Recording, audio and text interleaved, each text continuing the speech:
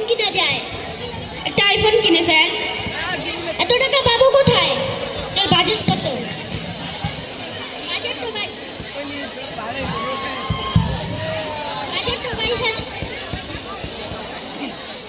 Budget তো 22,000, কিন্তু কষ্ট কষ্ট 25,000 করতে পারবো। দেখি অনলাইনে কোনো ফোন আছে কিনা দেখে নি।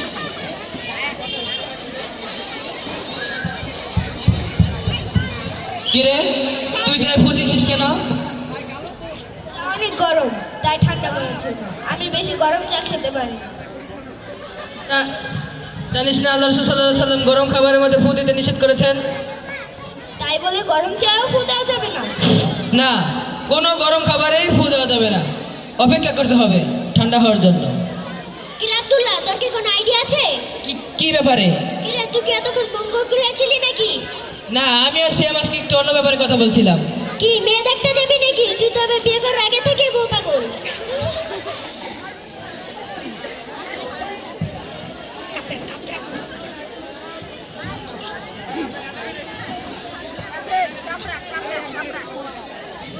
ভাই রানী ভাই আসছে। হে হোয়াটসঅ্যাপ, কেমন আছো তোমরা সবাই? আলহামদুলিল্লাহ, আপনি কেমন আছেন? আলহামদুলিল্লাহ, বিন্দাস। ভাই আপনার এই গাড়ি কেন? বিএমডব্লিউ কোথায়? বিএমডাব্লিউ তো ঢাকা, এই শহরে বিএমডাব্লিউ চলে, যা অবস্থা রাস্তাঘাটে। তাহলে ভাই কি খবর আপনার? ভালো আছেন? আলহামদুলিল্লাহ, বিন্দাস। যাই হোক, এই ফোনটা কিনেছি iPhone 12 pro max, latest update of iPhone. ভাই আপনার বাড়ির লোকজন কেমন আছে? সেটা বলতে হলে তো এখন আমার খোঁজ নিয়ে জানতে হবে, তা না হলে আমি যদি বলি তারা ভালো আছে তাহলে তো মিথ্যা কথা বলা হয়ে যাবে, তাই না জিসান? জি ভাইয়া। ভাই ফোনটা তো পুরাই জোস, এত হ্যান্ডসাম ভাই, সেই দারুণ অসাধারণ। আসেন ভাই এক কাপ চা খাই। না না, আজ আর সময় নেই, বাসায় ফিরে যশোর এয়ারপোর্টে যেতে হবে, সেখান থেকে আবার ঢাকায় যাব। আচ্ছা তাহলে তোমরা আড্ডা দাও, তাহলে আমি যাই, বাই। আচ্ছা ঠিক আছে ভাই, ভালো থেকো।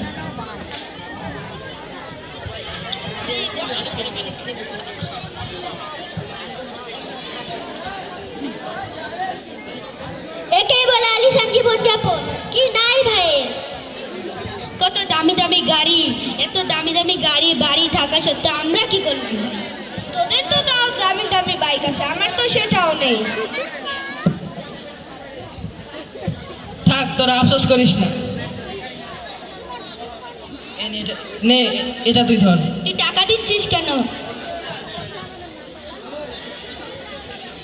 দাঁড়া বলছি। নে, এটা তুই ধর। আমাকে মাত্র 100 টাকা দিলি। ওদের বাইক আছে, অ্যান্ড্রয়েড ফোন আছে, ওদের হিসাব মতো দিয়েছি তোকে। তোর তো বাইকও নেই, ফোনও নেই, এই জন্য তোকে তোর হিসাব মতো দিয়েছি। সত্যি, তেলও তাকে তেল সবাই দেয়। চুপ কর, বেশি কথা বলিস তুই। থাক, পরের মাসে বেতন পেলে তোকে বেশি করে বাড়াই দেবো না। আমাকে মাত্র 500 টাকা দিল, গাড়ি সার্ভিসিং করাতাম। থাক, এত টাকা কে দেয়? ভালোই হলো 1000 টাকা দিয়েছে, আমার এমনি হাফ খরচ আছে, এটি দিয়ে চালিয়ে নেব। আমি তোদেরকে এই টাকাটা দেওয়ার কারণ হলো, আমি দুদিনের জন্য গ্রামে যাচ্ছি, তোদেরকে এই টাকাগুলো দিলাম, তোরা তোদের প্রয়োজন মতো খরচ করিস। আচ্ছা ঠিক আছে ভাই।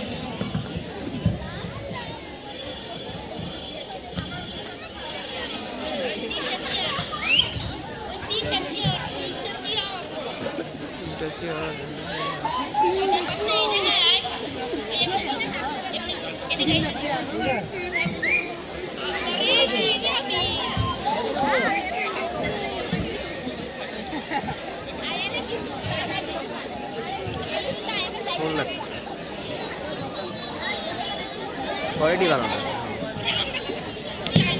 আসসালামু আলাইকুম, ভালো আছেন আপনারা? আলহামদুলিল্লাহ। তুই কেমন আছিস? কবে আসলি? এই তো আজকে সকালেই আসলাম, তোদের সাথে বিকালে দেখা করতে আসলাম।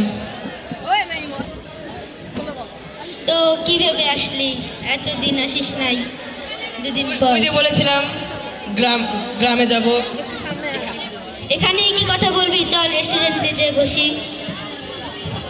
চল রেস্টুরেন্টে যাই। এত টাকা নেই। আরে টাকা পয়সার দরকার নেই, আমার কাছে আছে। কি রে, কি ব্যাপার? সাদমান জিসান, হাতুড়ে ডাক্তার আছো? তুই এত টাকা কোথায় পাচ্ছিস? আরে ব্যাপার না, ওই গ্রামে গিয়েছিলাম তো, আব্বু কিছু টাকা দিয়েছে, চল রেস্টুরেন্ট যা। লজিক কি হলো ভাই, কিছু বুঝলাম না।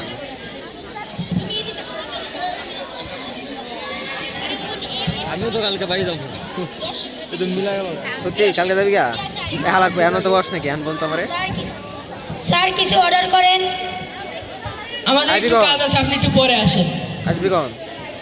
কি রে ভাই, আপনি আইফোন, নির্বাচনের পরে আইফোন। যে গাড়ি দিতে বললেন। তোরা আমার সাথে একটু আয়। কোথায় যাবি? টুজি। তোরা একটু আমার সাথে আস।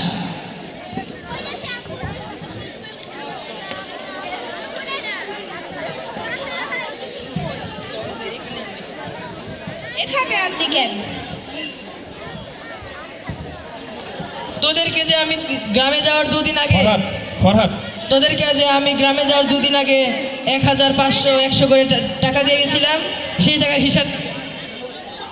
টাকার হিসাব দিবি আজকে তোরা। দূর, এটা জানলে তো টাকাই নিতাম না। আগে তুই পাথরটা তোল। দাঁড়া একটু ভেবে নেই। পাথর তুলে তারপর ভাব। 100 টাকার কি কি করেছিস সেটার হিসাব দে। 100 টাকার কি কি করেছি, কি কিনেছি? ও মনে পড়েছে, 30 টাকার পেয়ারা কিনেছি, 10 টাকা ফকিরকে দিয়েছি, আর 2 দিনে 20 করে 40 বুঝতে টাকা পারছি। খেয়েছি। কি কদি? আরো 20 টাকা বাকি। ওই 20 টাকা কাছে আছে। ভিডিও আমি দেখি। আচ্ছা তুই পাথরটা বুঝতে রাখ। পারছি না। নে তুই এখন পাথরটা তোল। হিসাব দিতে পারবো না, এটা হলো তো কেমন দূর, জানলে তো টাকাই নিতাম না। তুই পাথরটা তোল। 50 টাকা মোবাইল এমবি ভরেছি, 200 টাকার বাইকে তেল ভরেছি, আর হিসাব মিলাতে পারছি না। তাহলে পাথর হাতে নিয়ে দাঁড়ায় থাক। ভাই কষ্ট হচ্ছে। আরো কিছু হিসাব দে। আর 30 টাকা স্প্রাইট খেয়েছি, লেস চিপস খেয়েছি, আর মনে পড়ছে না। আচ্ছা তুই পাথরটা ফেলে দে। মাইক্রোফোন কাছে নিয়ে কথা বল। থাক, তোকে আর হিসাব দেওয়া লাগবে না। তোর মুখ দেখেই আমি বুঝতে পেরেছি তুই 1000 টাকা দিয়ে কি কি করেছিস। তোদেরকে এত কিছু করার আমার কারণ হলো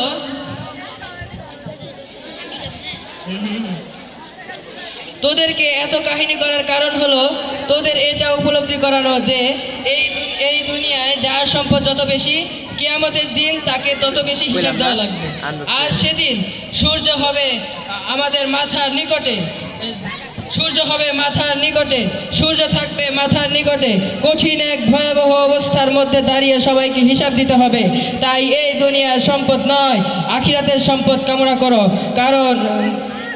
কামনা করো, কেননা আল্লাহ তাআলা বলেন, বিসমিল্লাহির রহমানির রহিম, বাল আকসারিহিম লা ইয়ামালুন, ওয়া মা হাযিহিল হায়াতুদ দুনিয়া লিদালাইব, ওয়া ইন্নাদ দারালিল আখিরাতুম লাহু কানু ইয়ামালুন।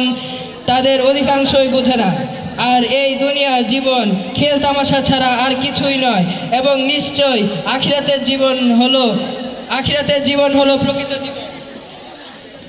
যদি তারা জানতো এই মিছে দুনিয়ায় তুমি থাকবা কতদিন, এই মিছে দুনিয়ায় তুমি থাকবা কতদিন।